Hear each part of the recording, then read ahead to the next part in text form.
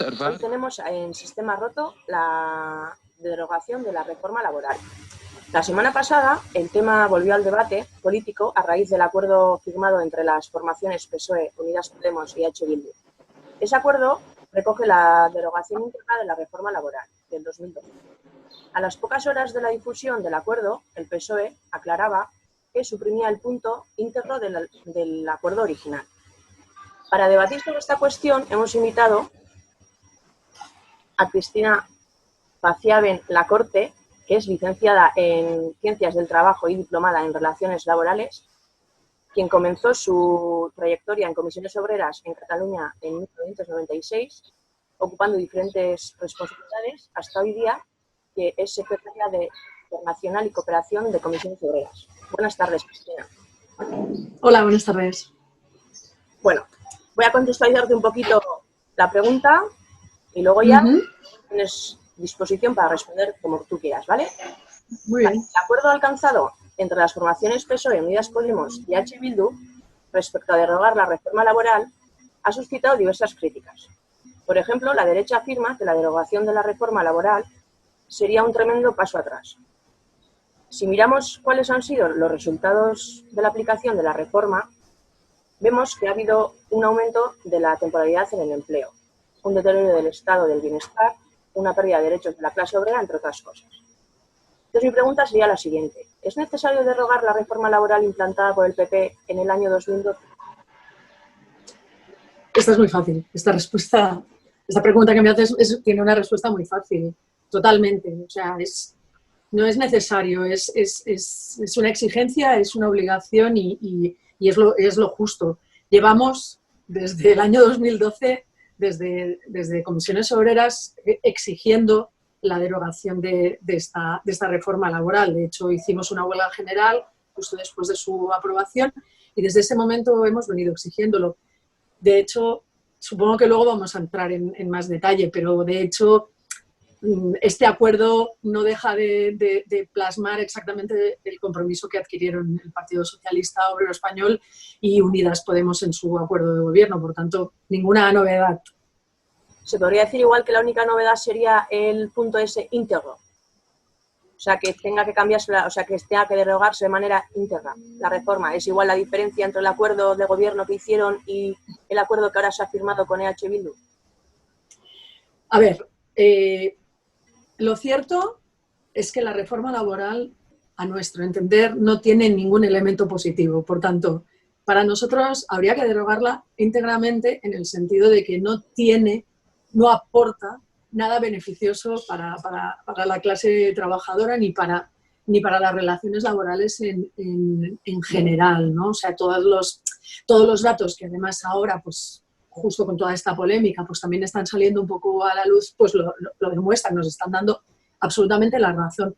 Aquí se trata de derogar toda la reforma laboral en el sentido de todos los elementos negativos, los elementos perjudiciales que tiene y crear un nuevo cuerpo normativo. Por tanto, tanta polémica con que si es íntegra solamente una parte, realmente son ganas en cierta manera de polemizar, ¿no? Pero realmente, no sé, ahora si me apuras y me tendría que poner así como a recordar muy concretamente todos los artículos de la reforma, pero realmente de entrada no se me ocurre, no recuerdo ninguno que sea bueno, que sea salvable. Vale, entonces, yendo por ese camino, por ese tipo de críticas, ha habido otras personas que han criticado el acuerdo aludiendo que la flexibilidad empresarial respecto a contratos y despidos es totalmente necesaria en este contexto actual de crisis económica, laboral, sanitaria que ha creado el contexto del coronavirus. Entonces, observando los datos, vemos que en el 2012, que fue un periodo intenso de crisis, el 7,31% de los contratos firmados eran indefinidos. Si comparamos esos datos 5 años después con los datos de enero de 2017, en plena recuperación, o sea, el contexto también había cambiado, era del 9,19%. En 5 años, en un cambio de contexto tan diferente, se podría decir que igual es una diferencia un tanto insignificante. En cuanto a los tipos de contrato, fueron precarios, fueron parciales y también fueron de corta duración. Los objetivos que marcó el PP con la reforma laboral eran fomentar la contratación indefinida, reducir la dualidad del mercado laboral, entre otras cosas. Entonces, se podría decir, al hilo de lo que tú has dicho, que la reforma laboral ha sido un auténtico fracaso, que lo único que se ha conseguido para la clase obrera ha sido una disminución bastante brusca de sus derechos. Totalmente. Mira, yo recuerdo en el año 2012, cuando hicimos toda la campaña de la huelga general, los argumentos que nosotros escribíamos eran que se trataba de una reforma que era injusta, ¿vale? Era injusta socialmente y era inútil, ¿vale? O sea, nosotros trabajábamos mucho con el concepto inutilidad. ¿Qué es más importante? O sea, ¿qué es más importante, la inutilidad o la injusticia? Yo creo que las dos están en línea. Pero era inútil porque teníamos clarísimo que esa flexibilidad, esa supuesta flexibilidad que se defendía, no iba a dar como resultado positivo lo que supuestamente en el preámbulo de la ley se insistía, porque lo que hay que hacer es estabilizar el mercado de trabajo mediante la flexibilidad. Mentira, no se estabilizó el mercado de trabajo, al contrario, lo que se hizo fue facilitar todavía más la temporalidad. ¿Por qué? Porque en este país se peca, digamos, por eso es el país de la Unión Europea con una mayor temporalidad. Necesitas para contratar temporalmente.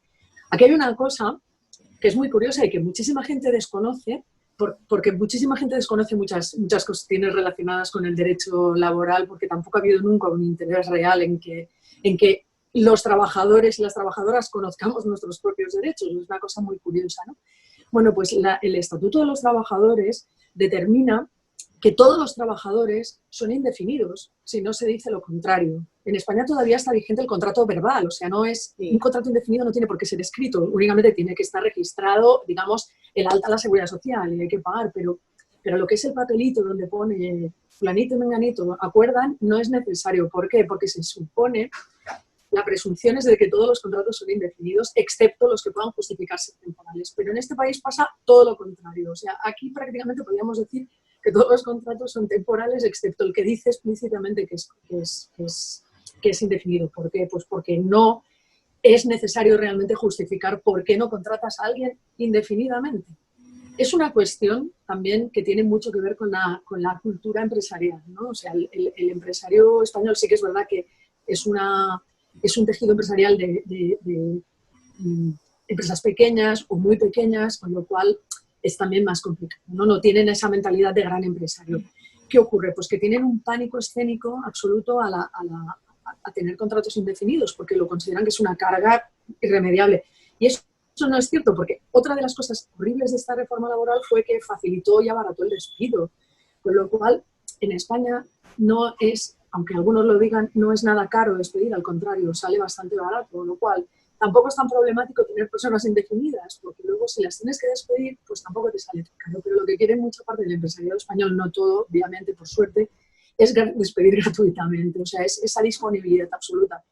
Porque eso de la flexibilidad laboral para determinados ámbitos empresariales quiere decir, o en su mente está disponibilidad absoluta. Yo llamo a los trabajadores cuando a mí me interesa y me deshago de ellos cuando a mí me interesa, ¿no? Entonces, bueno, de alguna manera,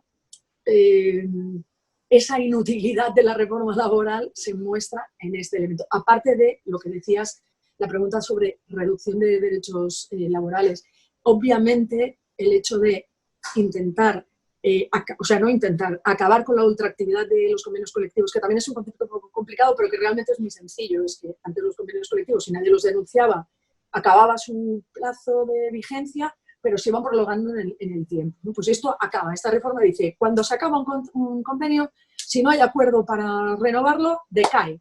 Y todos los derechos laborales que tú tenías vinculados por ese convenio colectivo que te afectaba en tu empresa, en tu sector, en tu provincia, ¡pum!, caían. Y tú pasabas a estar a mínimos del Estatuto de los Trabajadores. Eso es una barbaridad de pérdida de derechos laborales, algo que no había pasado en España nunca, ¿vale? Porque la cobertura de la negociación colectiva es muy importante en España, es una de las coberturas más altas de Europa y justamente esto fue un palo, digamos que un golpe fuertísimo para esos derechos que los trabajadores y las trabajadoras habíamos conseguido mediante además la negociación, o sea, mediante la negociación en el sentido también pues, de un derecho colectivo, un derecho trabajado, luchado, ¿vale? por el conjunto de los trabajadores y trabajadoras. De alguna manera, la reforma del 2012 lo que ha hecho es quitar ese equilibrio de poder, entre comillas, que existía, o quitarle el poco poder que tenía a la clase obrera a la hora de negociar con la patronal, claro. Totalmente, o sea, has dado en el clavo porque esta era otra de las cuestiones, o sea, otra de las cosas que a lo mejor no son tan conocidas. El derecho laboral en España es un derecho muy proteccionista, ¿vale? Del trabajador. ¿Por qué? No porque sí, no porque por bondad, sino porque realmente las relaciones entre capital y trabajo, entre propiedad de la empresa y fuerza de trabajo, digamos, son totalmente desequilibradas. O sea, la parte patronal tiene muchísimo más poder que la parte laboral, ¿no? La mano de obra, la fuerza del trabajo. Entonces, lo que intenta el derecho del trabajo es compensar esas desigualdades, ¿no? Darle herramientas al trabajador y la trabajadora para que pueda defenderse ante posibles abusos de poder por parte del empresario. ¿Qué ocurre? Que lo que hizo esta reforma fue darle muchísimo más poder a los empresarios, o sea, que la capacidad de decisión empresarial fuera muchísimo más alta. Yo creo que podemos definir que los trabajadores y las trabajadoras tenemos dos elementos que son básicos para defender nuestros derechos, que son además dos elementos colectivos importantísimos, que son la negociación colectiva por un lado y la huelga por otro. Y si te fijas, la negociación colectiva fue atacada brutalmente con este acuerdo. Otra cosa también fue la prevalencia, o sea, darle más importancia o priorizar la negociación colectiva en las empresas, a nivel de empresa, que no a nivel sectorial. Con lo que te decía antes, un sistema de empresas muy pequeñas es muy difícil llegar a buenos acuerdos en empresas. Sí, tienen grandes acuerdos las grandes empresas, pero no las pequeñas empresas. Con lo cual, otro elemento más para reducir nuestro poder como trabajadores y trabajadoras de negociar, de conseguir mejoras de los derechos laborales. Y luego la huelga. Obviamente, la criminalización del ejercicio del derecho a la huelga ha sido espectacular. Llegó hasta la OIT, hasta la Organización Internacional del Trabajo, esta denuncia, ¿no? O sea, para que te des cuenta, aquí realmente lo que se ha ido haciendo es poco a poco ir atacando la capacidad de defender nuestros derechos. No solamente limitarnos o reducirnos los derechos, sino que encima, y el último elemento es también las dificultades a llegar a acuerdos, digamos, fuera de los tribunales. O sea, se ha judicializado mucho más el conflicto, ¿no? Antes había otros elementos, más arbitrajes, más posibilidades de mediación, que lo que le facilitaban al trabajador era la denuncia, decir, oye, yo estoy aquí mal, no sé qué votos, bueno, pues intento resolverlo por las buenas. Ir a juicio le complica mucho la vida al trabajador, muchísimo, cuesta dinero, es meterte ya en una situación lenta, que tardas mucho tiempo, o sea, todo, digamos, es un conglomerado para reducir los derechos laborales. Teniendo eso en cuenta, también la patronal ha reaccionado de manera negativa a este pacto, levantándose de la mesa de diálogo y amenazando con no volver. A su vez, muchos sindicatos han reiterado que el gobierno debe llevar esta cuestión a la mesa de diálogo social con la patronal y con los sindicatos. ¿Por qué no se ha hecho nada desde que se aplicó? Porque, como bien has dicho, han pasado años desde que se aplicó. Y otra pregunta, ¿qué legitimidad puede tener la patronal para quejarse ahora cuando las medidas que afectan directamente a la clase obrera se tomaron de forma unilateral por la patronal y fueron ejecutadas por el gobierno del PP? Más cuando ha quedado claro que ataca los derechos de la clase obrera y dinamita las bases del estado de bienestar. Empiezo por la última. Sí. Si te parece. COE está, digamos que sobreactuando un poco, ¿vale?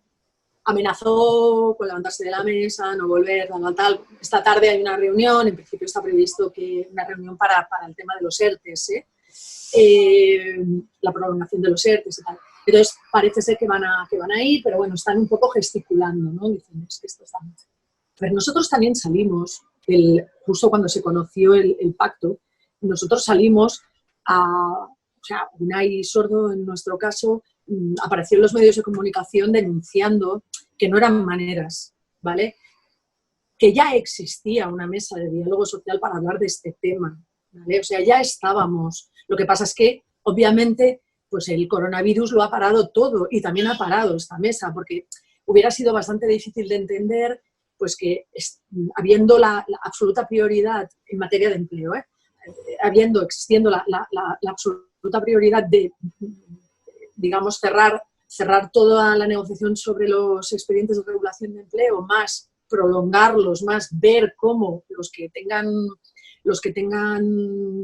causa para prolongarse en el tiempo más allá del 30 de junio, teniendo esta prioridad, esta urgencia, pues no se hubiera entendido muy bien seguir trabajando en el tema de la reforma laboral, que es fundamental, importantísimo, pero bueno, también hay que saber un poco estar, digamos, en el calendario o en la situación de emergencia. ¿Vale? Dicho eso, la mesa de diálogo social para la reforma, o sea, para la derogación de la reforma laboral, ya existía, ya había trabajado, ya había avanzado. De hecho, muchos de los elementos que han salido a debate ya se estaban trabajando en esta mesa. Entonces, lo que nosotros decimos es, señores del gobierno, las cosas no se pueden hacer así. O sea, tú no puedes estar llevando este tema que es fundamental para el derecho, para el diálogo social, porque es que somos los principales afectados y los principales actores.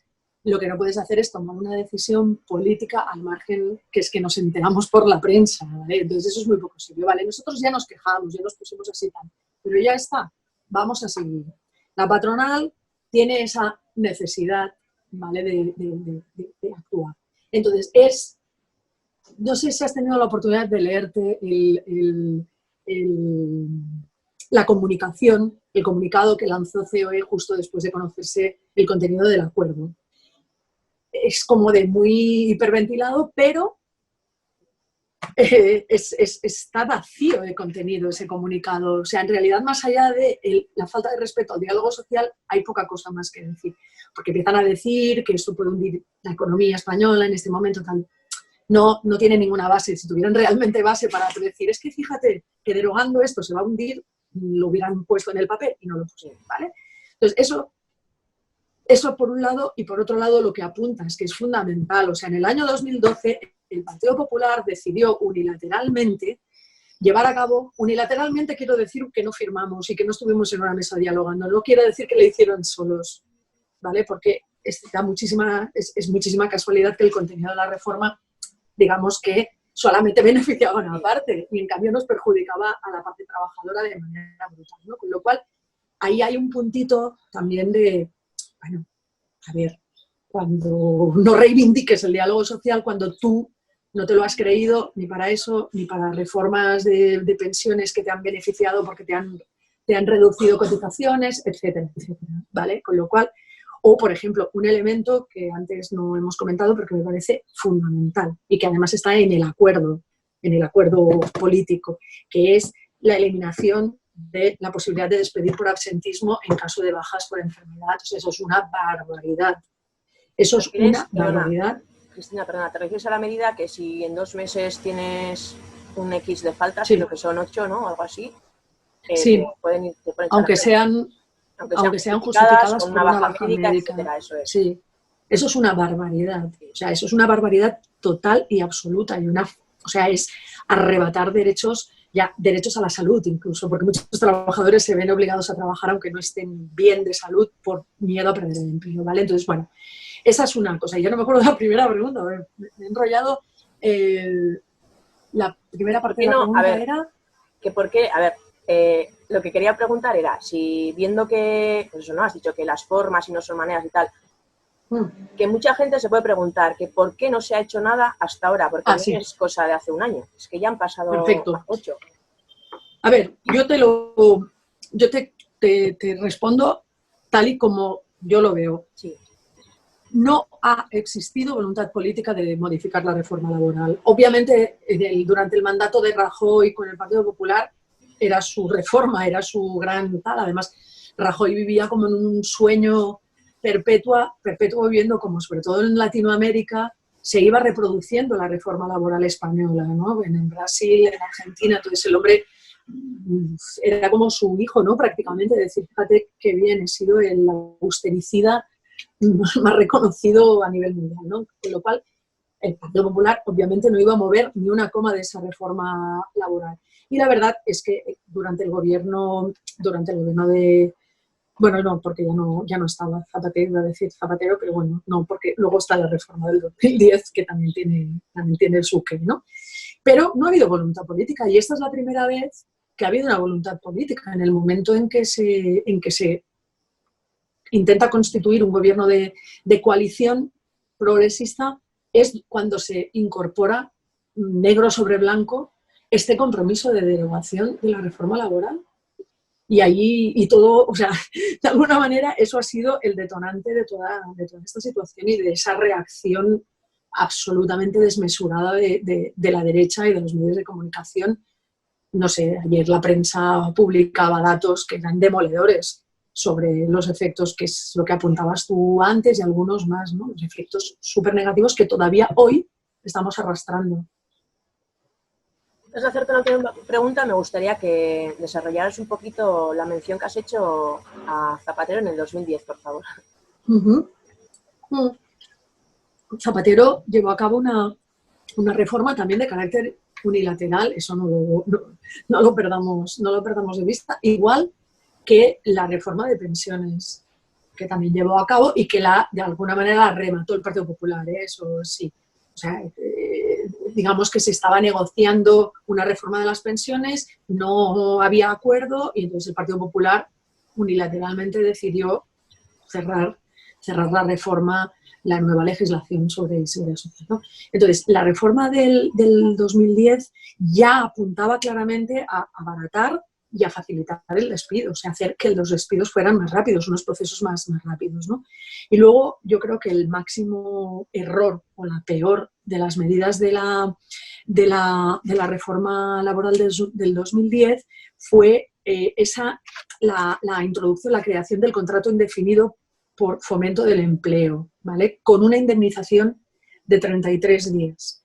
La indemnización general era de 45 días por año trabajado, con un máximo de 42 mensualidades, y aquí se crea un nuevo contrato de trabajo de carácter temporal con la excusa de crear empleo, de fomentar la contratación, con una indemnización de 33. O sea, eso no deja de ser un desincentivo a la contratación indefinida, porque lo que hicieron, o sea, lo que se hizo fue aumentar o ensanchar los colectivos que se podían beneficiar de este tipo de contratos, que era prácticamente todo el mundo, de todas las edades y con todas las condiciones.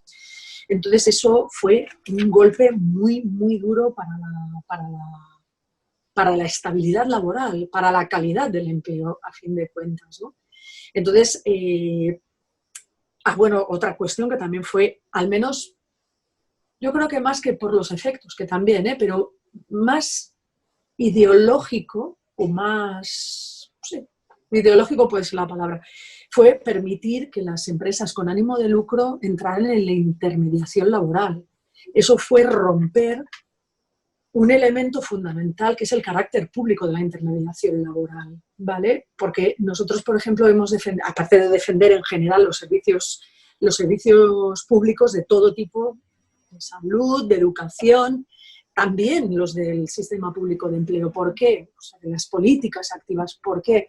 Pues porque es mucho más justo, porque no tiene que, no puede, el sistema público no tiene incentivos para trabajar más por unos colectivos que por otros, ¿vale? Porque no tiene incentivo, porque no gana dinero, porque no genera un interés o no recupera un interés. En cambio, las empresas con ánimo de lucro, aparte de ser más caras y ser menos eficientes, bueno, corren el riesgo de solo trabajar con aquellos colectivos que son fácilmente ocupables, ¿vale? Porque de esa manera cobran por pieza, para entendernos, ¿no? Entonces eso fue, para nosotros realmente fue muy duro el pensar que un partido que supuestamente se hacía llamar un partido de izquierdas, perdiera uno de los elementos fundamentales para nosotros, que es el carácter público de la intermediación laboral, ¿no? Entonces, bueno, fue una reforma también muy, muy nefasta para los trabajadores y las trabajadoras. Y de nuevo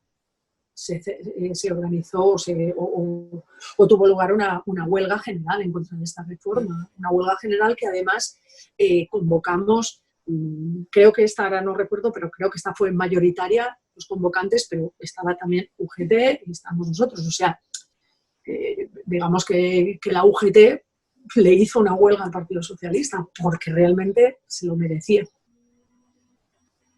¿Y qué tipo de reforma laboral creéis que necesita la clase obrera en este nuevo contexto al que nos vamos a enfrentar? Mira, yo odio el concepto de reforma laboral, sinceramente lo odio también porque tenemos en la mente lo que supone, ¿no? Reforma laboral es, como siempre, imposición de cosas. Entonces, yo creo que lo que necesita, o sea, nosotros tenemos un estatuto de los trabajadores que se ha modificado cientos de veces, pero que realmente es un estatuto muy antiguo, ¿no? Entonces, yo creo que aquí, lo que pasa es que eso cuesta mucho tiempo y mucho esfuerzo. Yo creo que aquí es imprescindible una nueva legislación laboral íntegra. O sea, ¿qué hablaría yo de íntegro? O sea, fuera el Estatuto de los Trabajadores y una nueva normativa. Nunca es el momento para hacer una cosa de este tipo, ¿vale? Igual que nunca es el momento para reformar una Constitución, las normas estas básicas, nunca es el momento porque siempre hay otras urgencias o siempre hay alguien que no lo ve y entonces lo pone. Pero yo creo que es el momento. Pero yo incluso te diría, yo lo enmarcaría dentro de lo que para nosotros es imprescindible, que es un acuerdo en general. O sea, España, Europa, el mundo, estamos en este momento, ahora estamos superando la crisis, la emergencia esta sanitaria, pero ahora vamos a tener una superemergencia social, económica y laboral y política. Menos yo tengo la sensación de que en España ya la tenemos, esta emergencia política ahora, ¿eh? Pero bueno, ¿qué ocurre? O somos capaces, todos los que estamos implicados de una manera o de otra, y también la ciudadanía, en el fondo, porque de ser capaces de llegar a una especie de acuerdo de recuperación, ¿vale? Esto que llama, a mí tampoco me gusta nada, esto de los pactos de la Moncloa, porque estás ahí rememorando también cosas que en realidad son distintas, ¿no? Muy distintas.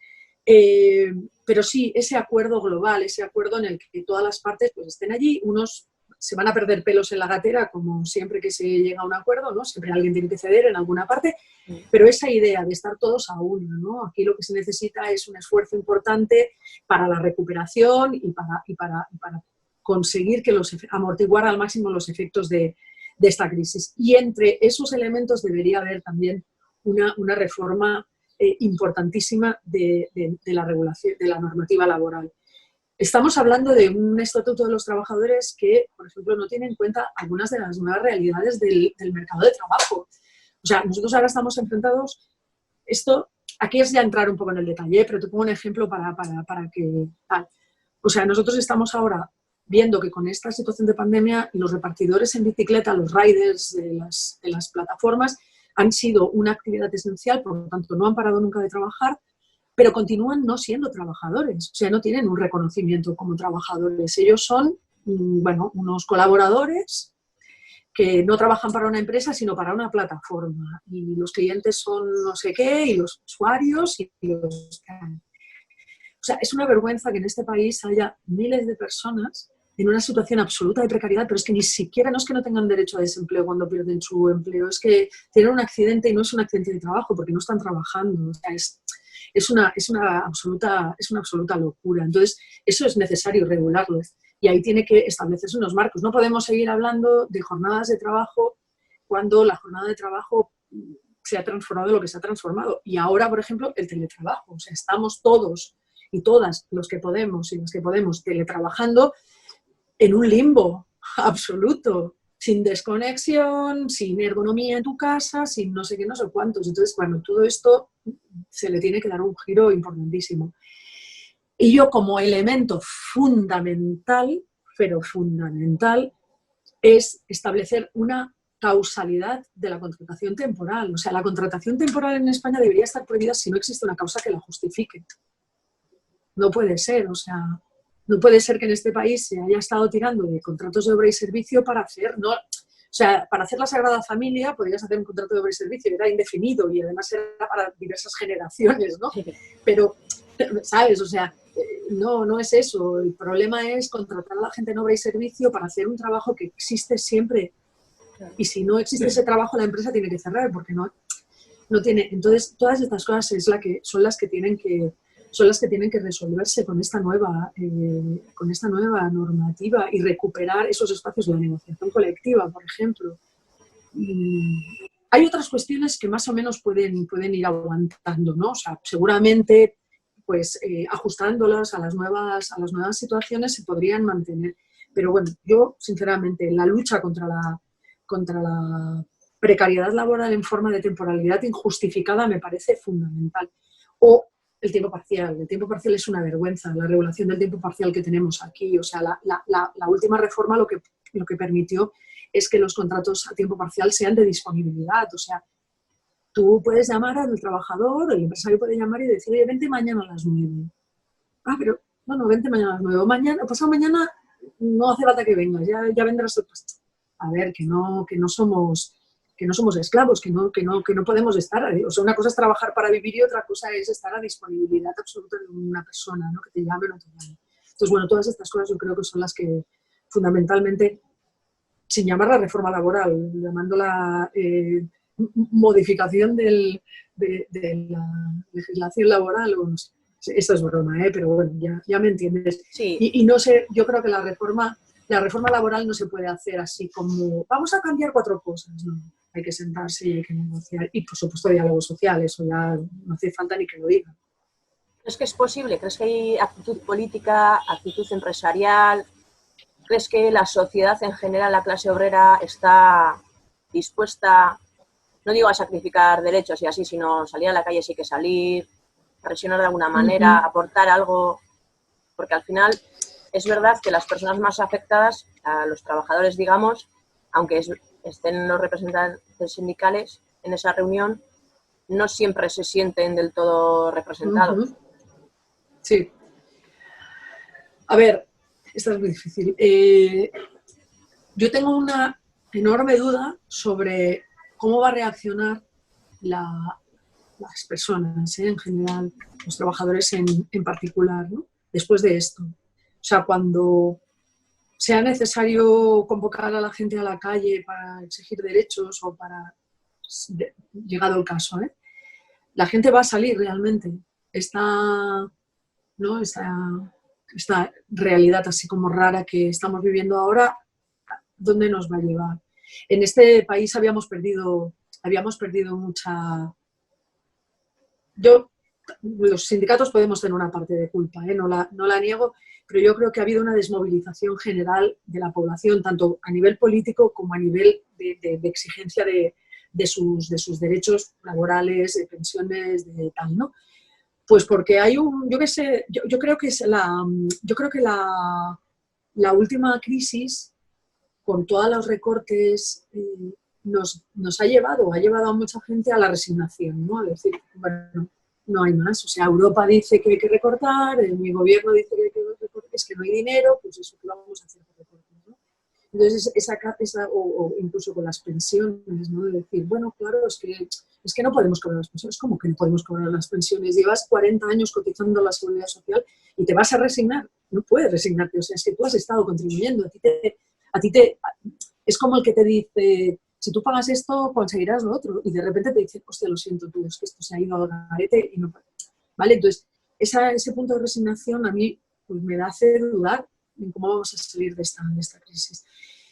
Y luego tengo también serias dudas, no quiero tenerlas, pero las tengo, respecto a la capacidad tanto de la clase política como de otras instituciones, ¿no? De este país para llegar a un acuerdo. Creo que estamos en un momento histórico de radicalización política, no entre derecha e izquierda ni tal, sino de falta de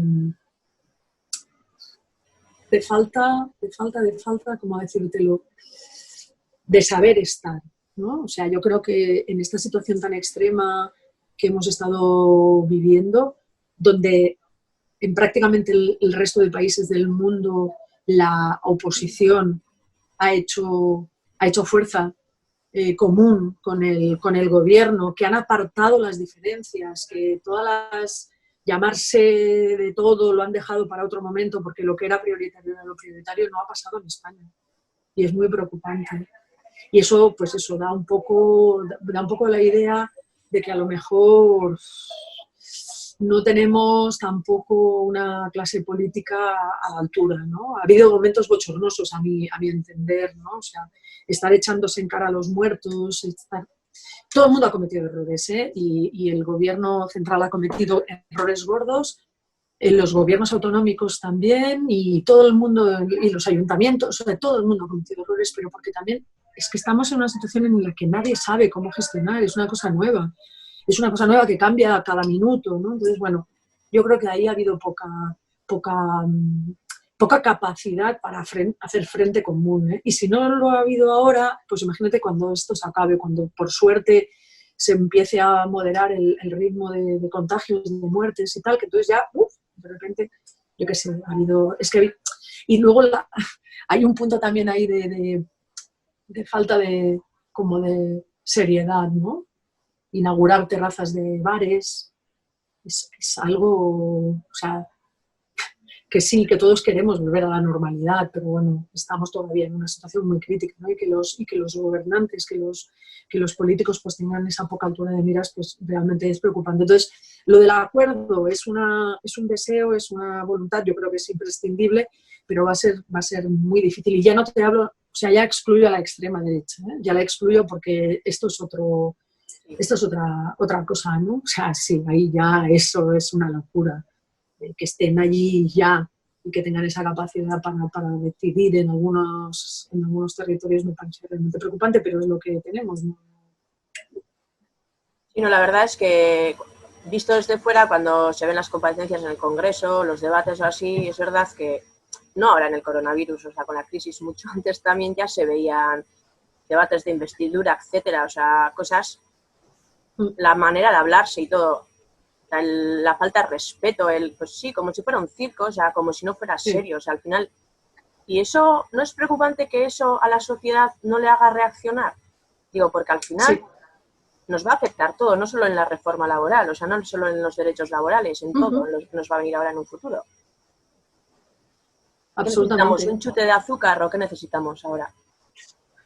Pues no lo sé, no lo sé, pero realmente parte de la clase política está dando un ejemplo horrible a la ciudadanía, ¿vale? Porque primero es muy difícil defender a la clase política, ¿no? O sea, casos de corrupción, casos de malversación, de no sé qué, no sé cuántos, entonces romper ese discurso de que todos los políticos son iguales, todos los políticos están en política para ganar dinero, que es mentira, porque hay muchísima gente que podía vivir estupendamente en su trabajo y en cambio se está metiendo en estas historias, ¿eh?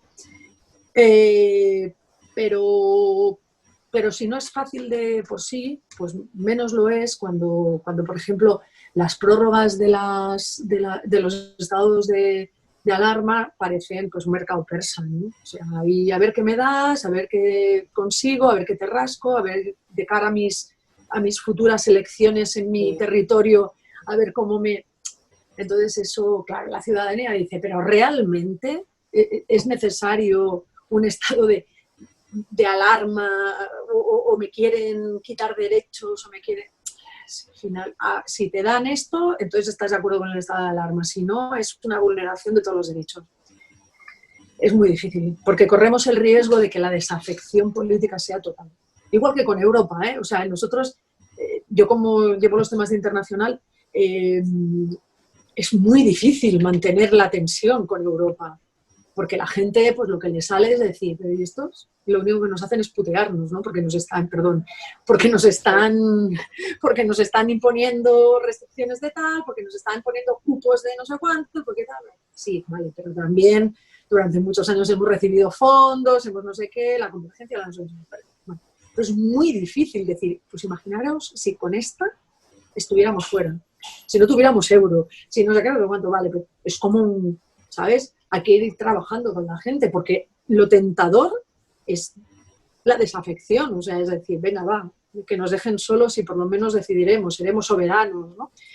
Pues con la clase política en España, pues nos está pasando un poco lo mismo, pero no podemos, es que si desfallecemos, no sé, es que entonces sí que ya no hay solución posible.